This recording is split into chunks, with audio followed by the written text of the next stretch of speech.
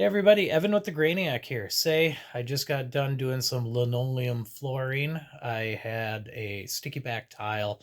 They weren't the overlapping ones, and in one bathroom I have the type that you grout in between, and the grout just gets nasty. I hate cleaning it.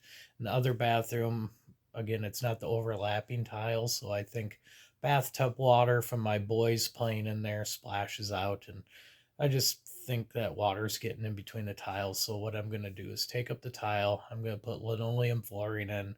You just buy it at Home Depot, Menards, online. Got a 12-foot sheet of it, 8 foot wide, 12-foot long, and it was able to cover both bathrooms. So enjoy the video. It worked for me.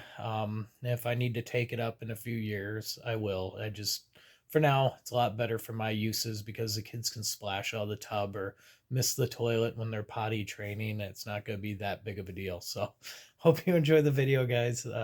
Thanks. Like, subscribe, share, comment. Hopefully you find it useful.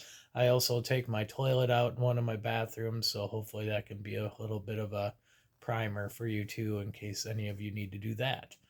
All right, talk to you later.